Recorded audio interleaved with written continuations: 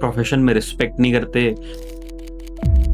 पाताल लोक बताया गया है 8वें घर को। ऐसा इंसान चोरी करके खाता है। सूर्य का 9वें घर में आना is like equal to king. कभी भी किसी साफ सफाई वाले को ना खाली हाथ मत जाने दो। सो लास्ट वीडियो में हमने बात किया था फर्स्ट हाउस से लेकर 6th हाउस, जिसमें हमने देखा था कि किस तरीके से 4th हाउस आपके भूमि भवन वाहन को बताता है, आपके कंफर्ट को बताता है। 2nd हाउस आपके धन भाव को बताता है कि आप इस जन्म में कितना धन इकट्ठा कर सकते हो।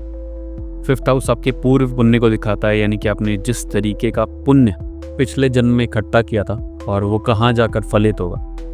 अगर आपने पिछला वीडियो नहीं देखा है तो प्लीज़ चेकआउट। और इस वीडियो में हम बात करेंगे कि 7वें घर से लेकर 12वें घर तक का मालिक किस तरीके से फंक्शन करता है, क्या क्या एलिमेंट्स कैरी करता है और कैसे उनका प्रोसेस है, मतलब वो क्या क्या प्रदान करते हैं, क्या क्या देते हैं आपको इस लाइफ में। So please continue with this video और डू लेट मी नो अगर किसी को भी अपनी पर्सनलाइज कुंडली दिखानी हो तो आप कमेंट्स में अपने डिटेल को भेजिए and I will check it out.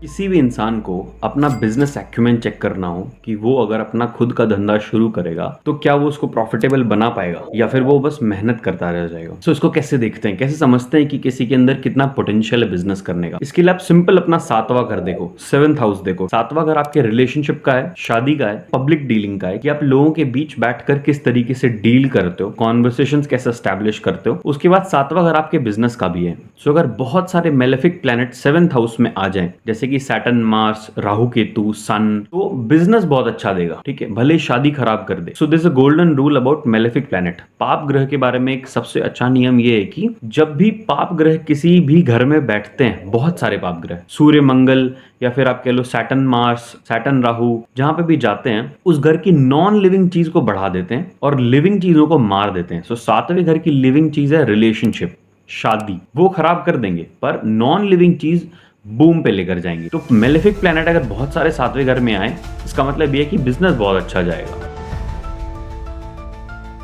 पाताल लोक बताया गया है 8वें घर को। ऐसा इंसान चोरी करके खाता है। आपने अपने आसपास ऐसे लोग जरूर देखे होंगे जिनका करियर एक जैसा नहीं चलता, बार बार जॉब लॉस आता है। ऐसे लोग भी देखे होंगे जिनका रिलेशनशिप एक जैसा नहीं है, बार बार उसमें फ्रीक्वेंट चेंजेस आ रहा है, पार्टनर बदल जा रहा है या फिर डिस्प्यूट लगा हुआ ही है। ऐसे लोग होंगे जिनका एक जैसा सोर्स ऑफ इनकम नहीं है। हर 2 महीने में, 3 महीने में आप पूछोगे उनसे, धंधा एकदम बंद, काम रुक गया। एक टाइम पे बहुत बढ़िया चल रहा था, अचानक से रुक गया। सो ऐसे लोगों का क्या कॉम्बिनेशन होता है। इसको ऐसे समझो कि जो भी प्लेनेट 8वें घर में जा रहा है, 8th हाउस में जा रहा है, ठीक है, उसका मेजर एजेंडा यही है कि वो ब्रेक देगा, चीजें बीच में रोक देगा। वहां पे केतु की एनर्जी काम करती है। ठीक है, 8वें घर में स्कॉर्पियो और 8th हाउस एक जैसा ट्रेड कैरी करता है। सो केतु की एनर्जी काम करती है और वो चीजें रोक देता है बीच में। पाताल लोक बताया गया है 8वें घर को। सो जो भी प्लेनेट वहां पे जा रहा है वो डिकम्पोज हो रहा है, उसके एलिमेंट श्रिंक हो रहे हैं, वो हमेशा छोटा छोटा छोटा होते जा रहा है। सो आप इसको हमेशा कंसिडर करो। 10th लॉर्ड अगर आ रहा है 8th में तो करियर में ब्रेक आएगा। 7th लॉर्ड 8th में आ रहा है तो रिलेशनशिप में, शादी में। 5th है तो अगेन रिलेशनशिप्स में। 2nd लॉर्ड आ रहा है तो ऐसा इंसान चोरी करके खाता है। 2nd लॉर्ड 8th हाउस, ऐसे लोगों का ना एजेंडा हो जाता है दूसरों को हड़पने का। दारिद्र दोष कहा गया है इसको। आप बताओ आपकी कुंडली में ये प्लैनेट कहां पे प्लेस्ड है, and I will tell you कि आप इसको कैसे अपने फेवर में ला सकते हो।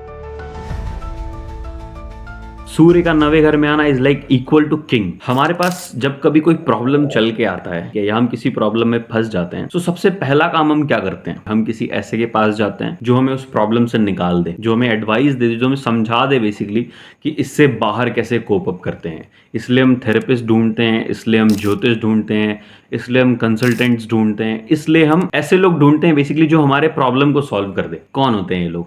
9वां घर, 9th हाउस, आपके फादर, आपके गुरु, आपके टीचर्स, आपके एडवाइजर्स। आपको कितना बढ़िया एडवाइजर मिलेगा ये डिटरमाइन करता है आपका 9th हाउस। 9th हाउस में राहु का आना, इसका मतलब ये है कि आपके टीचर्स आपको शुरू में प्रॉब्लम में डालेंगे। भले ही हो सकता है कि बाद में आपको तार दे, बट शुरू में हमेशा चीटिंग ही मिलेगा आपको। ठीक है, पैसा लेके भाग गया या फिर इनके एडवाइस किसी काम की नहीं आई। सैटर्न का आ जाना 9th हाउस में, फादर की कोई भी एडवाइस बच्चे को काम नहीं आती। सूर्य का 9वें घर में आना is like equal to king. Father is like मैं अपने बच्चों को कहीं तो पहुंचा के छोड़ूंगा। वीनस का 9th हाउस में आ जाना बहुत अच्छा कंसिडर नहीं किया गया, बट सो फार मैंने जितनी कुंडलियां देखी अब तक जिसमें भी वीनस आकर 9वें घर में बैठता है, ऐसे फादर हमेशा जॉली पर्सनैलिटी के आपको दिखेंगे। बेसिकली टाइम आने पे डांट भी देंगे और टाइम आने पे बहुत अच्छा सपोर्ट भी दिखाएंगे। जॉली पर्सनैलिटी के फादर 9th हाउस वीनस, ये बहुत कॉमन चीज है। प्रोफेशन में रिस्पेक्ट नहीं करते।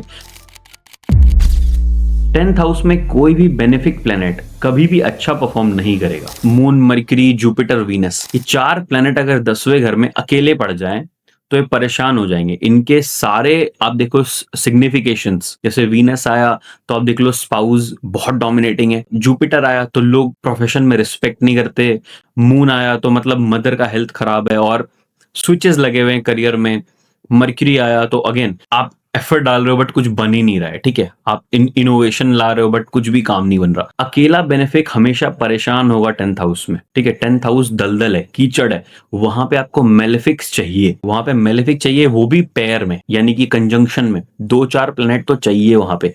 अकेले मेलेफिक भी परेशान होगा, वहां पे आपको लड़ाई करना पड़ता है। 10वें घर में कैप्रिकॉर्न में लड़ाई करना पड़ता है, उसके अलावा काम नहीं बनेगा। तो इसलिए हमेशा मंगल, सूर्य, ये 2 प्लैनेट एटलीस्ट चाहिए।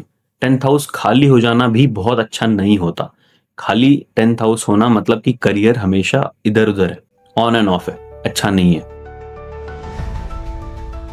फर्स्ट हाउस से लेकर 10th हाउस तक आप कंट्रोल कर सकते हो। उसके बाद आता है 11वां घर। 11वें घर में कुछ भी हमारे कंट्रोल की नहीं है। हमने जितना मेहनत किया है या फिर हमने जितना एफर्ट डाला है उसका मल्टीफोल्ड रिटर्न है 11th हाउस। वहां पे सिर्फ पैसे की बात हो रही है, वहां पे बड़े ग्रुप्स की बात हो रही है, वहां पे बात हो रहा है कि मेरा फेम कितना ज्यादा मेरे को रिटर्न ला के दे सकता है। सो जो भी प्लेनेट 11th हाउस में जाएगा वो अपने मल्टीपल्स में रिटर्न देगा। 10th हाउस का लॉर्ड अगर जाकर 11th हाउस में जाए, multiple businesses. 9th house Lord अगर 11th हाउस में कंजंक्ट हो जाए, बॉसेस का एक्सट्रीम सपोर्ट, प्रोफेशन शूट करेगा। 8th हाउस लॉर्ड भी अगर 11th हाउस में जाए तो ऐसा इंसान दहेज में बहुत सारे पैसे लेकर आएगा। अनअर्न्ड इनकम, अगेन जिसको मैं हमेशा स्ट्रेस डालता हूं कि लाइक दूसरे ने मेहनत किया, आपको मिल गया, पीएफ आ गया। 7th हाउस लॉर्ड अगर 11th में जाए तो स्पाउस काफी सारा पैसा लेकर आ रही है। 6th house Lord 11th house में जाए तो मल्टीपल विन है दूसरों के ऊपर। 4th house Lord 11th house में जाए, मल्टीपल प्रॉपर्टी। सो मल्टीपल में रिटर्न आना 11th हाउस के ट्रेड है, ये